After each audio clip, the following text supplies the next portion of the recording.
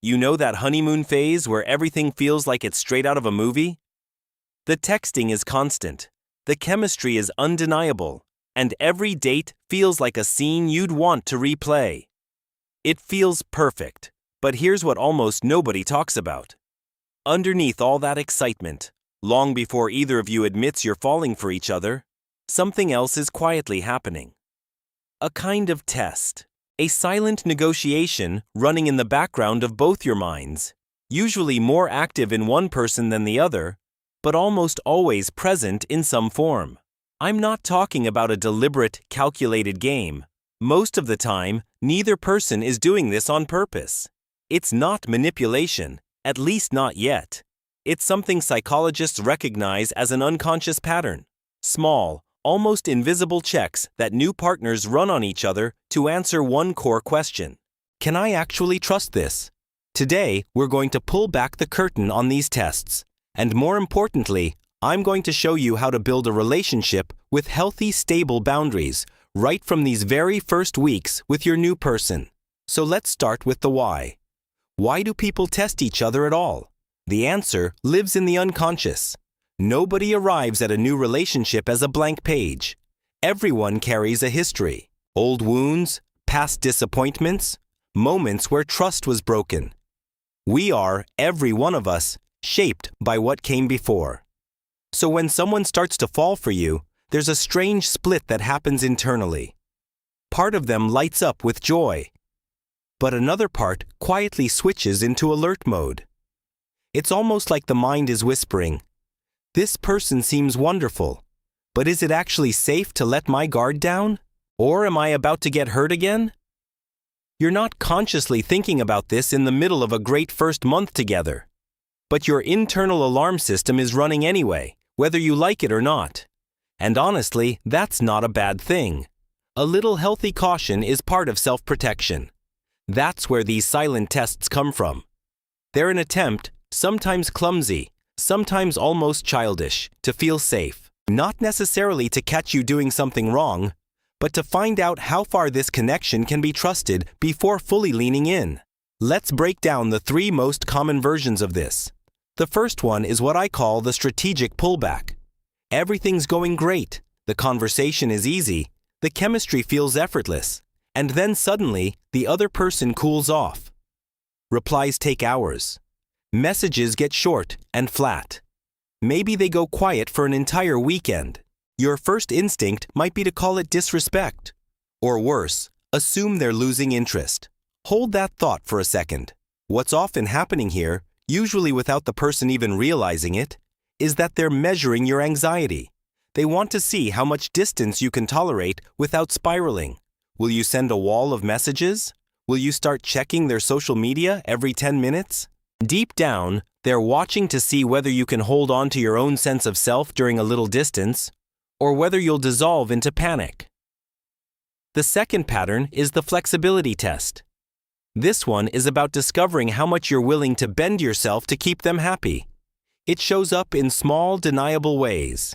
A plan gets canceled last minute over something minor. Plans you agreed on weeks ago suddenly get flipped just because they felt like it. Or it's an offhand joke about your outfit, your body, your style. This is where I'll add something I've noticed again and again with clients. Men in particular can be surprisingly sensitive about their hair. Comment on it at your own risk. But the deeper point applies to everyone, any gender. It could be a comment about your job, your friends, your hobbies, even the food you ordered. Wow, you actually like that? Under the surface, that's not really about the food. It's a probe into your territory, an unconscious question. Will you tolerate me pushing into your space just because you're afraid of losing me? And if you smile through it and say, "It's fine," you've just taught their unconscious something important. That the door is open to push a little further next time. This, by the way, is exactly how so many toxic dynamics quietly begin. Nobody starts a harmful relationship with a dramatic blow-up. They start with tiny tolerated intrusions that get normalized under the banner of, "I was just trying to be easygoing." The third test, and honestly the most sophisticated one, is the guilt test. This happens when your partner does something clearly hurtful, and then watches closely to see how you respond to being wronged. Picture this. You're on a lovely date, and they say something genuinely rude to you. You bring it up calmly, without blowing up, just clearly stating how it made you feel. Instead of apologizing, they get defensive, or flip into playing the victim. I've had such a stressful week. I thought tonight would be relaxed, and now you're making it heavy? Or, you're so sensitive, you take everything so literally. What's actually being tested here is your grip on your own reality. Because underneath those responses is an implicit message. Your perception is wrong. You're misreading the situation.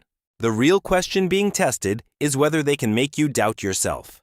And if they succeed, if you swallow your own discomfort and end up feeling guilty for speaking up, they've just gained real power in the relationship.